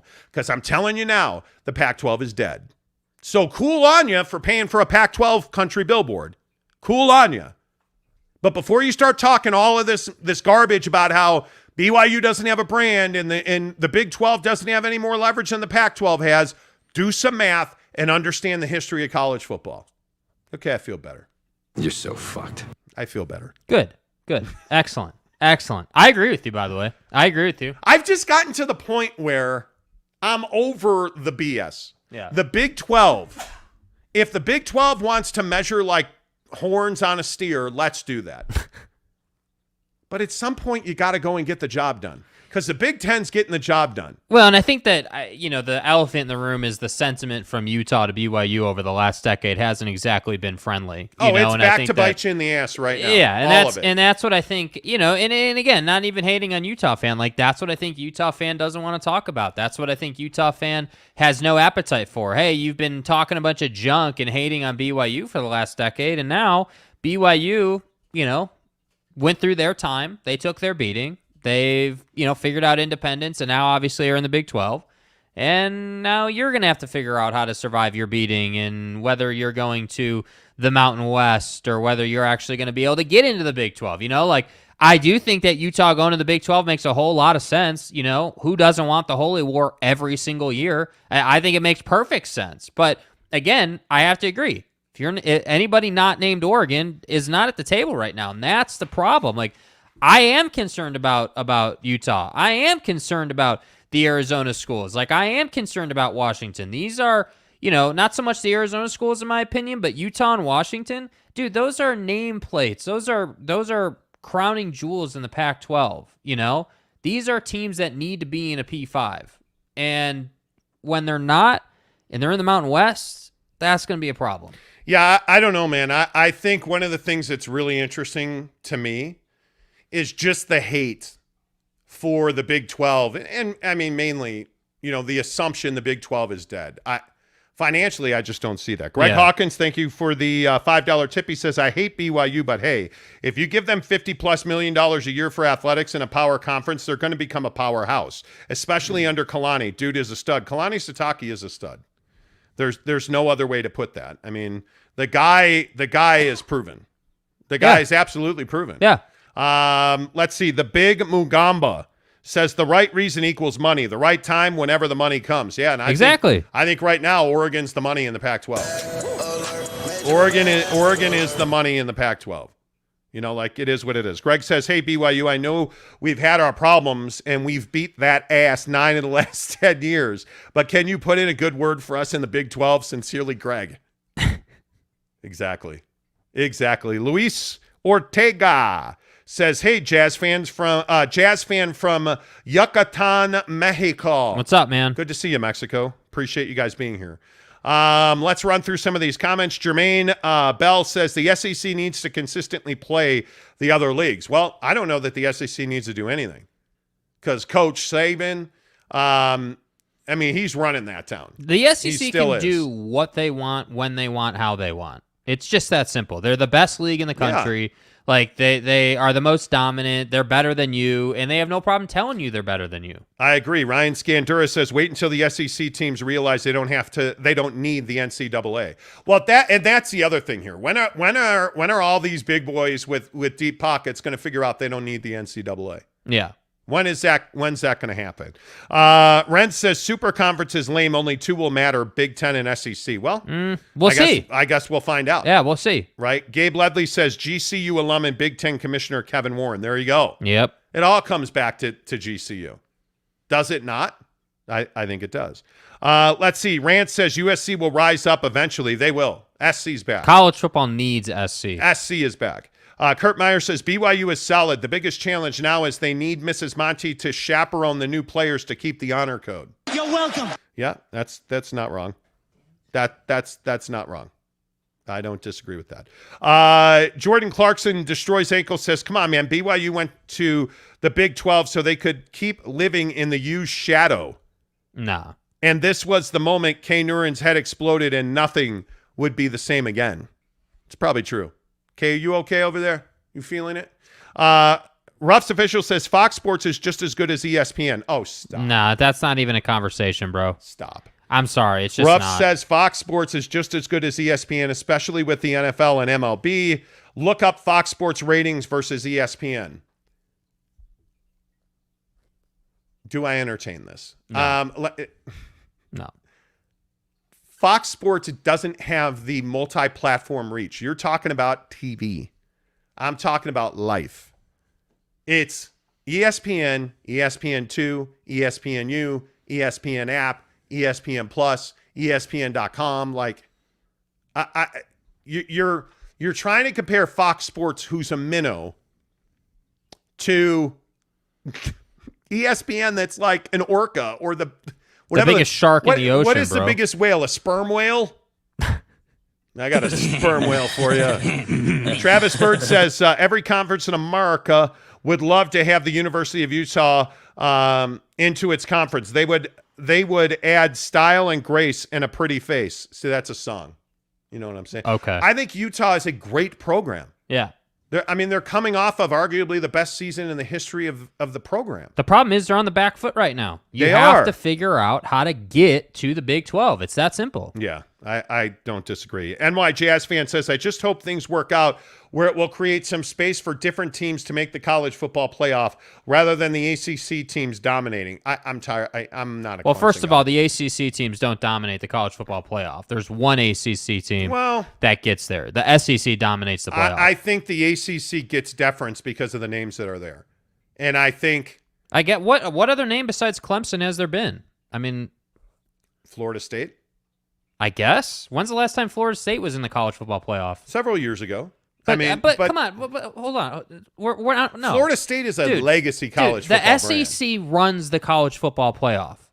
It's Alabama and Georgia every single year. Like it is, and I agree. The ACC is another conference in major trouble here. I mean, there's no question about that. We'll see what happens. I think there are brands in the ACC, but they don't get close to the. Florida State is not the brand that Florida is. I mean, Florida is a bigger brand than Miami. Florida is a bigger brand than just about any. Florida is a bigger brand than Clemson. Yeah. I mean, but who's going to win the ACC this year? Well, they already crowned Clemson. The ACC is a basketball conference, man, not a football I would agree conference. with that. I would absolutely agree with that. I would agree with that. Ruff's official says BYU does have a big following, but they still have a weak schedule. BYU has a weak schedule? Okay. Moving along. I'm sorry, man. I just can't. Dude, BYU doesn't have a weak schedule. BYU has one of the best schedules around, like they do every year. That's one of the reasons they struggle. There's just no way to spin the fact that BYU has been an unequivocal success as an independent. Yeah. There's no way to spin that. Their schedule making is how business is done in college football. And you know, frankly, their biggest issue is they've had to knock off big brands off their schedule to fit into the Big 12. And yet you're still playing. Anyway, I don't now, think if you want to say, hey, I really don't. If you want to say, hey, BYU's going to take their beating in the Big 12 for the first couple of seasons, that's a conversation I can get down with. Hey, like, how competitive is BYU going to be in the first 3 to 4 seasons in the Big 12? Can they compete for a conference championship? Can they be, top 3? I don't know. We have that remains to be seen. I can tell you this, it's a bad look to go into a conference and finish bottom 5. I can tell you that. So there's definitely pressure to perform. Well, and I also think, if you think about who's BYU got on their schedule, Arkansas, obviously Notre Dame. We're giving away a trip to that game, by the way. Baylor. A trip for 2. Baylor. Oregon. I mean, to say that they have a weak schedule is kind of ridiculous. Yeah. Anyway, let's keep rolling. Oh, look who's back. Dax Johnson. Johnson. How's your Johnson, Dax? He says, morning, boys. Been a while. Love the show and go Cougs. Appreciate you being here. What's up, Dax? Mike Maple says they negotiated their own contract with ESPN because of their brand. Exactly right. Yes. Exactly right. Tanner Plummer says, careful with the white salamander reference. That triggers a lot of Latter-day Saints. Well, it was a joke. And not our joke, by the way. Brandon Whiteside says, college sports is so lame. Conference competing more compelling than their actual games. Well, the off-field news is by far more compelling. I don't disagree, man. I don't disagree. Yeah, Kay Nurin says, thanks again for the truth and nothing but the truth. You're welcome. You're welcome. You are welcome. Let's see. Ruggs89 New York says, how does Ainge run the NBA? Please explain. Well, you can go back to the beginning of the show and catch an hour of that because we did we did about an hour on it. Go back. By the way, we're 2 days away from making that announcement. Yep. It is 7:55 Mountain. Yep. We are 48 hours and 5 minutes. Yep. Let's see. Daniel Westover says, LOL, comments about BYU having a weak schedule. COVID year doesn't count. This year they have Oregon, Notre Dame, Baylor, Stanford. Stanford is the one I was forgetting. And Arkansas. They look for big games. And they've had to take teams off their schedule. How pissed was Tennessee when BYU went there and beat that ass? How pissed was Texas when Taysom jumped over everybody? Don't tell me that BYU has weak scheduling. In fact, one of the reasons BYU has struggled to be a double-digit win team every year is because the schedule is so deep. That's their problem. Kay Nurin says, I'd rather play BYU or have BYU play Notre Dame every year than Utah. No. Sorry. No, yeah. Sorry. Hey, I need the Holy War every year. And hey, listen, we're sending you to BYU Notre Dame. Like, we're doing that. But the Holy War is by far more desirable. Have to. Yeah. Greg Hawkins says, I hate USC. Yes. Everybody hates USC. Jerks, he says, exactly. Kurt Meyer says, college football needs the Holy War every year. Every single year. Agreed. James Knight says, I have nothing but BYU radio. BYU radio. And nope. Let's see. Brett Robbins says, bros, FS1 has Bayless. Fox is Peach. I saw it. Dax Johnson says, love the show, boys. Cannot be more excited for the Big 12 in 2023. God, I'm with you. I am with you. Let's see. What is I missed the reference. Are we having a throwdown here in the comments? No, I guess on some level. Let's see. Tanner Plummer says, I'll do you one better, Greg. Jake, give me the you're welcome drop, please. Okay, let me find this here. You're welcome. Yeah, sorry. A little slow on the drops today. Oh, come on. There we go. You're welcome. There you go. Brett Robbins says Boise and Stanford. Okay. Dax Johnson says, I love the white salamander. Don't start. Kurt Meyer says BYU owned the pack last year. They did. Spurs 5X champ says Notre Dame will crush BYU. We'll see. BYU's bigger. BYU's got to stay healthy. But here's the thing. This is what you can't get away from. Let's say that Notre Dame does crush BYU. Let's say that happens. That doesn't matter. They're still getting paid. They're still on. They're still on TV. They're still like that's what I mean. Like you can't. Number one, you can't say the schedule sucks. But then number two, you can't even complain when they lose because they're still raking in the cash. That's and they're the problem. Recruiting. Yeah, and they've got Kalani. Top Junkie says, what the heck? Why is Utah dominating the sports talk world this summer? Danny Ainge, BYU, Utah, it's crazy. And for a variety of different reasons. Like the Utah football conversation is kind of a panicked one right now. It's kind of a negative. It's kind of a lot of anxiety in that. Uh-oh, here we go. Brandon Whiteside with perhaps the comment of the day. Okay. Perhaps. Okay. He says, NBA conference realignment, Minnesota to the East.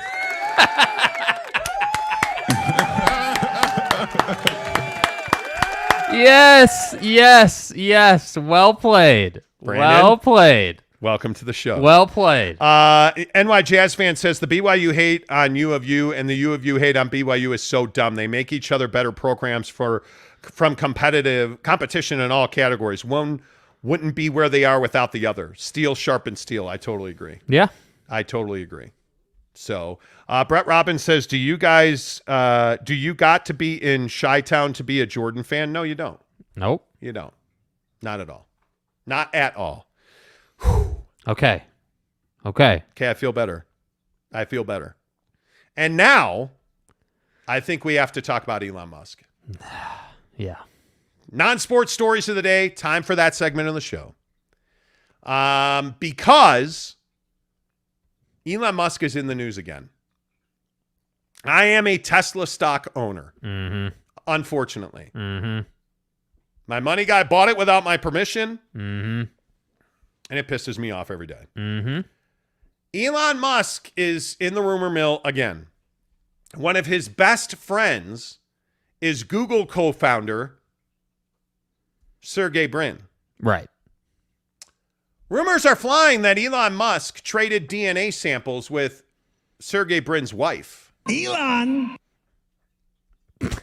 I don't know if this guy is just an undersexed maniac, but his dad's got kids with his stepdaughter and like, what are we doing? Just so you can go to Pound Town. Okay, so I guess this is the question I would ask. Right. Is Elon Musk a rock star or like just a guy who cannot control himself? Elon! Do you like Elon Musk? No, I'm not a huge Elon guy. I can appreciate all the innovation, all the tech stuff he's done, all the space stuff he's trying to do. I can appreciate that side of Elon. The off the field Elon, if you will, not a big fan of the behavior, man. I think that this whole Twitter saga thing, this story we're talking about now, like he just puts himself in bad spots. And repeatedly. Apparently, allegedly, he puts himself in other people's wives. Hey. Hello. Hey. Oh, well, There she is. Hi there. Hey, guys. Miss America. Good morning, Mrs. Monty. How are you? I'm good. Tip of the day. I got a tip of the day. Don't dip your God, wick in you've been other on the show people's 3 minutes. candles. You've been on the show 3 minutes and you already did it. Hey, by the way, here's a tip of the day. Can I have the tip of the day? Anyway, and just kind of scruff it and play with it. it. Elon Musk is like probably sort of a narcissist or an egomaniac. There's something going on. I don't, it's not always about that you're undersexed. Sometimes it's like you believe you have some sort of a cause to procreate or conquer. I think that's probably him. There's something. Again, I'm with Jake. I appreciate all of the technology. I appreciate the pushing. He's done more for our space race than anyone. Elon. Recently. Well, I'm just saying. Every day you roll up into the show and you drop some kind of phallic penis reference. I drop knowledge. Every day.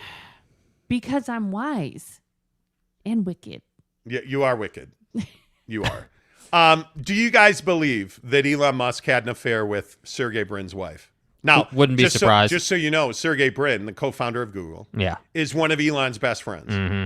And Elon, by the way, vehemently denies this. Right. But you can't tell me he didn't like Google No. over Mrs. Brin. How do we know? But why does he get the benefit of the doubt? Yes. Why shouldn't he get the benefit? I mean, why? Oh, I'm sorry. Did you ask? Should own it. If you're swinging, own it. Are you kidding me? Did you really just kill one? Go. Yeah. Did you really just ask why Elon Musk doesn't get the benefit of the doubt? Because the guy is pounding box at work and having twins. His dad's off banging his stepdaughter. Are you kidding me right now? Why does Elon not get the benefit of the doubt? Now, let me tell you. Yeah, let me tell you what now, Elon. I'm just saying, what proof do we have? And if you're swinging, own it. Elon. I don't know for a fact. I wouldn't. If it's true, would you be surprised? No. I would not be surprised. Who would be? No. Are you kidding me I right wouldn't now? be surprised. But that's why, it's like, if it happened, it happened. I just think people need to be honest about, But is the swinging thing real?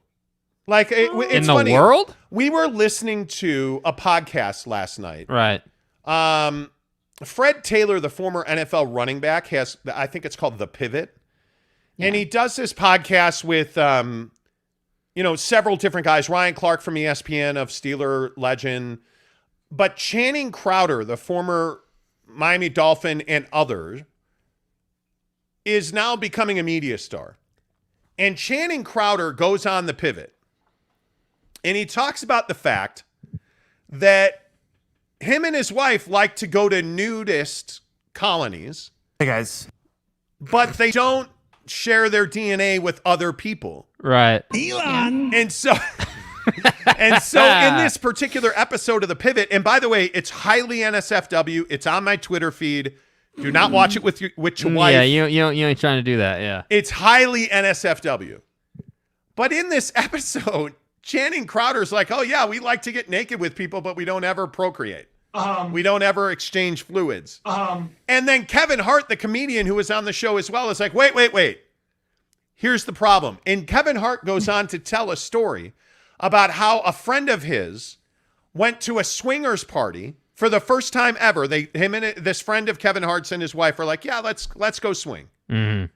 And this dude proceeds to watch his wife entertain another gentleman. And he's like, yeah, that was it. The relationship was over right there. That's out of the window. I've seen it. I watched it, and I can't do it. Now I can't do anything, and the relationship ended. Do you know what that's like these days? No, I don't. I don't think I could do it. Hell no. Honest to God. I am a fairly selfish lover in that I'm not the share freely type. Yeah, guy. you got to be different to be swinging, bro. I don't know. Why are you laughing? Hell no. I just think people are so uncomfortable, with anything outside of, Are you saying that you would be comfortable? Kevin Hart was very comfortable. He was uncomfortable talking about Yeah. That podcast was real. It was. It was real. Kevin was comfortable with it Dude. at all. I mean, it was. I don't know. I can't say that mentally I'm there. I can't say that I would be comfortable in a nudist colony or a nudist resort. No. Yeah. But the guy was saying that it just felt comfortable to them to be around other naked people. That's some bullshit. No. I don't buy that for a second. If you are naked and you're around a bunch of other naked people. Then?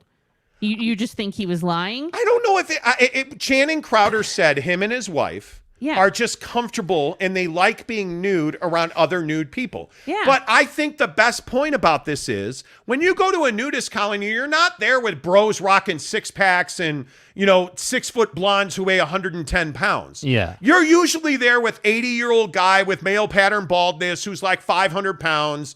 And he's rocking like a piece of mastacholi. That's who I am. Right, but that's who usually hangs out at nudist colonies. If someone is that was true? 6 foot I don't tall know. and 110 pounds, they'd actually be dead. So, all right, my point is there's no hot 6-foot blonde. So, okay, call it 160 pounds. I don't care.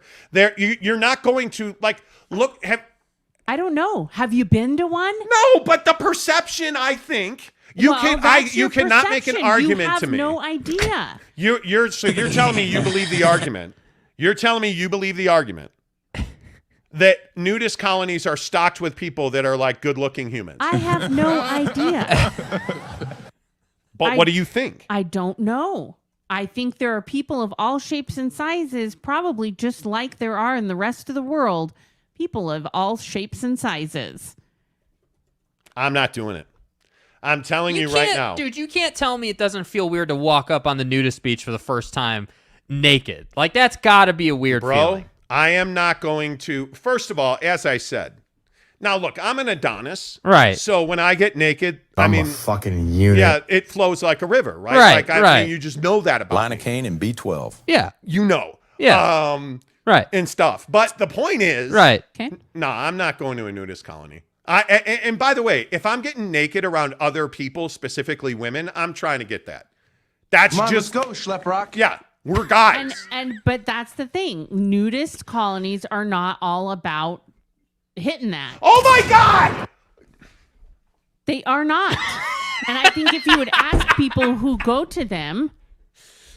You really? Okay, so I just want to. Some people want the freedom to not have to wear clothes. I just want to clarify what a motherfucker's saying. I need to understand. You're telling me that people take off their clothes around other fucking people and they're like, oh man, that rack is beautiful. I'm not interested, but man, my God. Hey, how much is that shaped like a triangle or is that a rectangle? Everyone is sex obsessed. Some people, and I truly do believe that, yes. Not everyone is sex obsessed. You're telling me you go to a nudist colony because you just want to, I'm fascinated. I saw that museum piece where they want to feel free. I'll feel free. I'll feel everybody for free at a nudist colony. You'd be kicked out. Are you kidding that me? Is not what they are Bro, about. if you roll up on the nudist beach and you're like, turn the hell on walking around the nudist beach, what are you going to do with yourself? Are you telling me? Come on. You're really trying to make the case that you don't go to a nudist colony to have sex.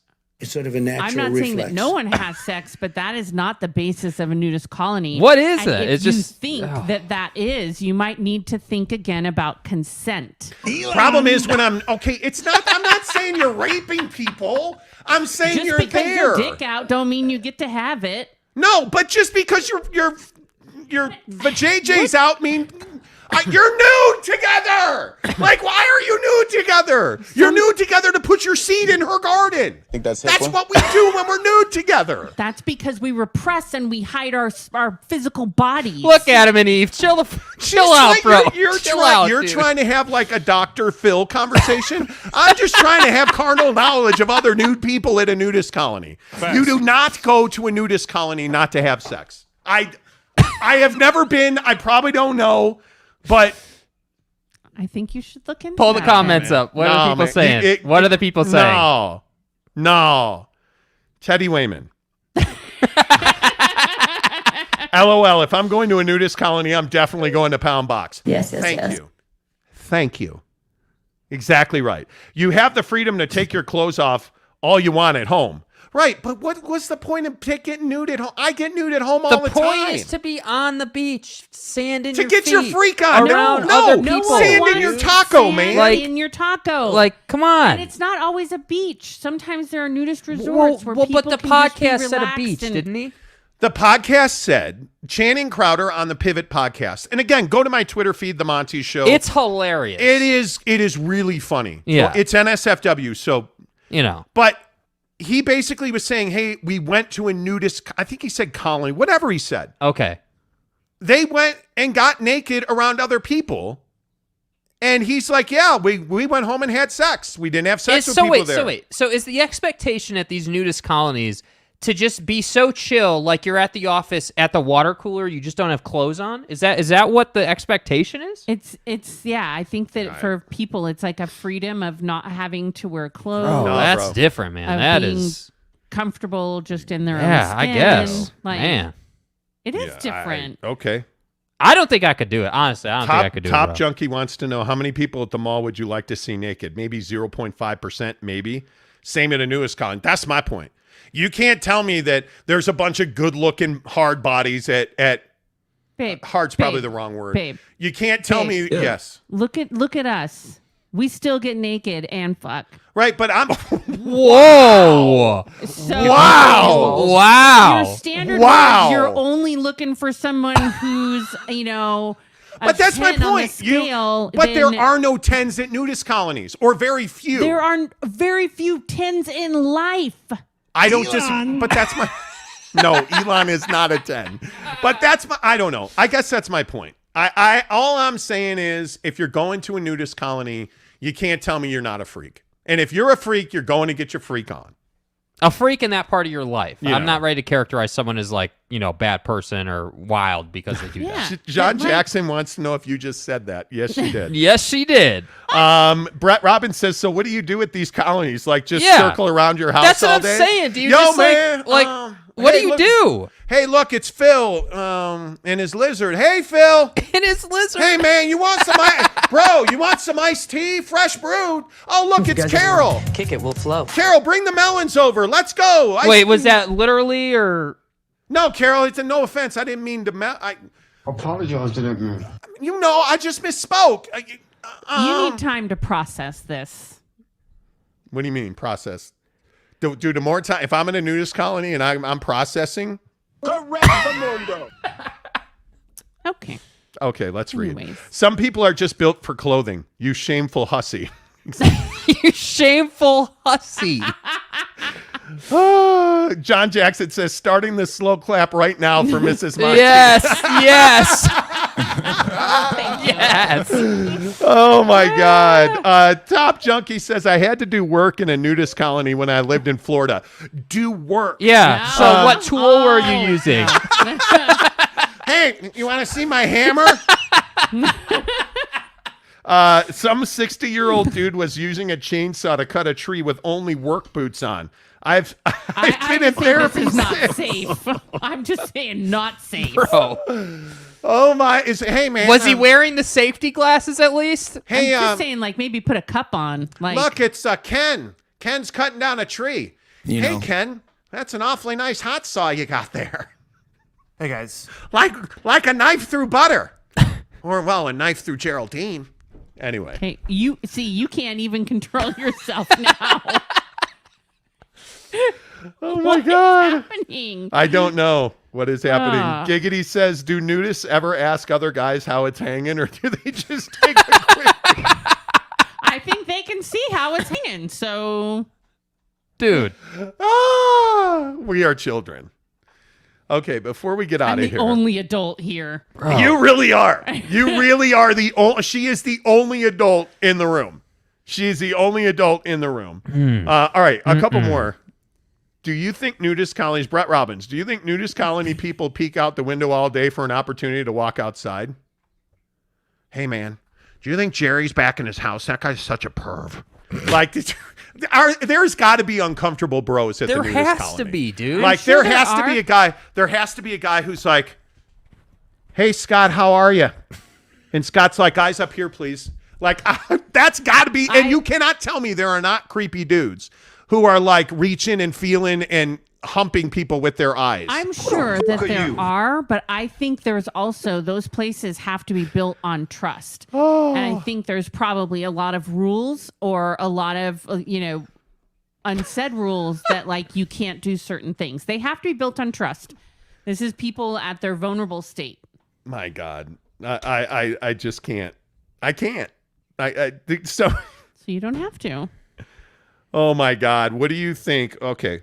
John Jackson, what do you think it's like for the FedEx man who delivers packages? Oh my God. Oh, he's delivering package, dude. Trust me on that. Package. All gas, no brake. Okay, speaking of euphemisms. Hello.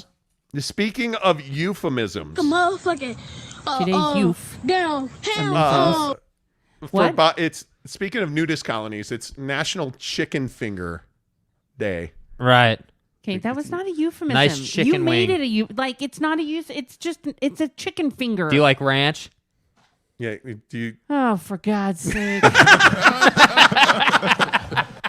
Okay, it is National Chicken Finger Day. Right. It's safe to bring the kids back out, by the way. It's National Chicken Finger Day. Who has the best chicken fingers? Because I think there's only one option.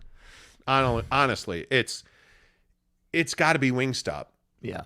Wingstop has their chicken tenders are incredible. And again, talk about Super Chicks. Their ranch is honest to God incredible. It's ranch mixed with cocaine. It must be. So who has better ranch, Super Chicks or Wingstop's ranch is pretty good. I think I have to give the edge to Wingstop, but Super Chicks' ranch is good. Yeah. Really? Yeah. Mrs. Monty, who's got better ranch? Wingstop or Super Chicks? I think I'm going Super Chicks. Probably Super Chicks. Okay. The Wingstop ranch is nice, but it's a little runny. I feel like it's a little thin. Yeah. It's a little thin. I would agree with that. And why? Why do you... What? What? Why do you have that look at... Grow up! What? Damn it. Anyway, and then so we agree that Super Chicks Ranch with Wingstop chicken fingers. Yeah. And then there's a condiment conversation, which is different than a condom conversation. Are we clear on that? On chicken fingers, the question I would ask is, what are appropriate condiments for chicken fingers? Because barbecue. You roll in here and you say ketchup, I'm going to slap. Barbecue. Honey mustard. Ranch. Those three.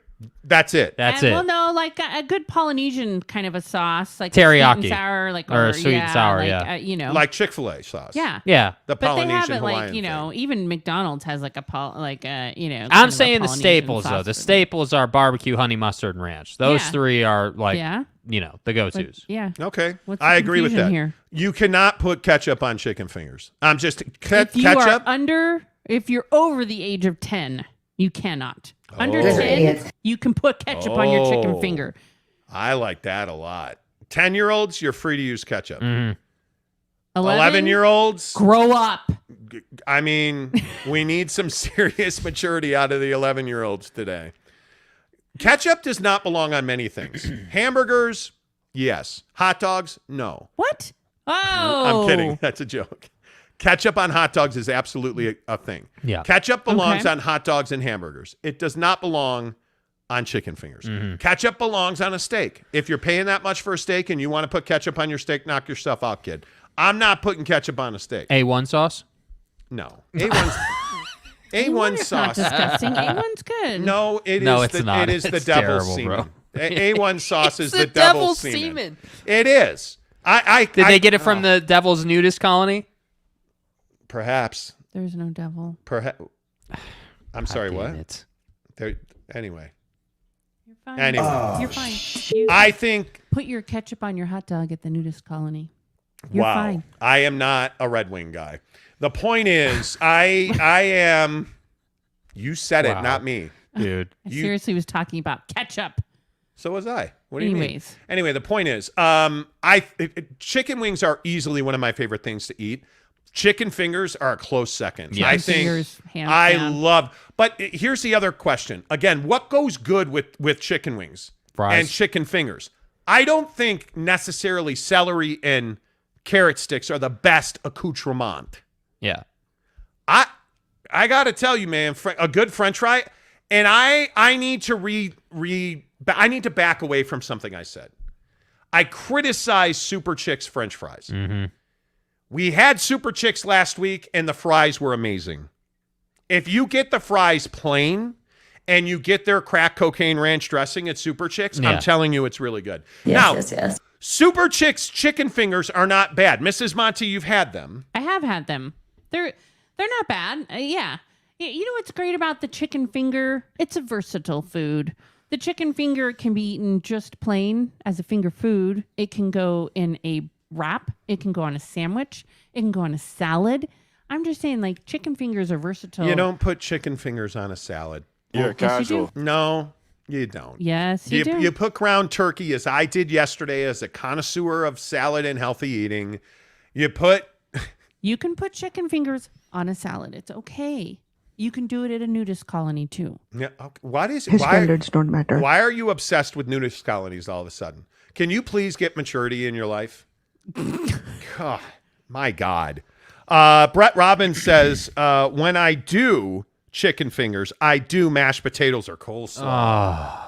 Coleslaw is definitely, Bro, you know what, like if you have too much fried on fried, it's kind of rough. such thing. Like that's why I feel like either a such coleslaw, thing. the celery carrots. You know, I feel like Mac there's an salad. option. Ooh, Now, Mac salad. I like Extra- Mac Mac salad. salad from Mo-Betta's. Mac Hell salad. Yeah. Mac Hell salad. yeah. I don't hate that. Warren Franklin says CWC, ketchup, and hot sauce on eggs. Fry eggs and scrambles.